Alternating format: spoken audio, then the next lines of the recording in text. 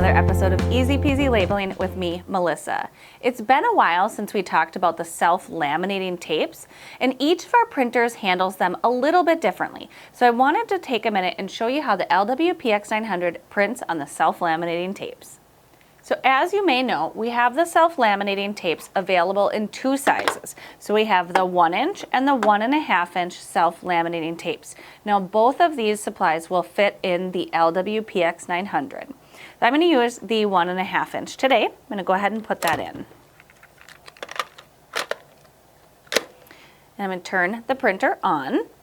Now the PX900 is smart and knows that we're using the self-laminating tape, so it's automatically going to prompt me to set up, or format my label.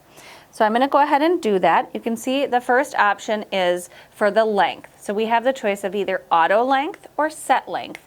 Auto means it's just going to be as long or as short as whatever we type in, and a set length is, of course, a preset or predetermined length. So we're going to go ahead and do auto for this application, so I'm going to hit return. Now it's asking us number labels. So this allows us to create multiple labels at one time and push print once. That's super helpful.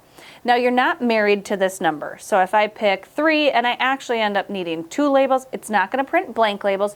And if I'm in there and I need to add more, I can easily do that too. So I'm going to go ahead and just print 2 for this application. Now it brings me to my label entry screen. So I can go ahead and type in the information here. Now the first label is going to say Epson LabelWorks. It's going to be 2 lines, so Epson on the top line, LabelWorks on the bottom. I'm going to go ahead and enter that in. Hit return to get down to the second line. Perfect. Okay. Now, when you want to go down to your next label, as I said, if you hit the return key, that's going to add a second line. But if you're ready to go down to the next label, you're going to use your arrow key. So I'm going to arrow down to the second label. And here I'm going to type in LW-PX900. Now, if I needed to add anything else, I could, but I want to show you another cool tip is I can actually change the font size as well. So if I want to do that, I'm just going to simply tap the font size button and I can set it by point size. Now, if you don't know how to turn that feature on, or you have a printer that has the older firmware, go check out the video for either updating the firmware or setting the font size. So now I've got the font size set what I want it to be. If I needed to print multiple copies of these 2 labels, I would use the shift print, but I just need 1 of each, so I'm going to go ahead and hit print.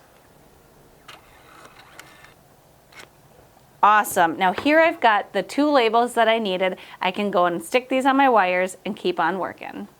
So that was creating self-laminating labels using the LW-PX900. If you have questions on self-laminating labels, the PX900, or any other application, we would love to chat with you.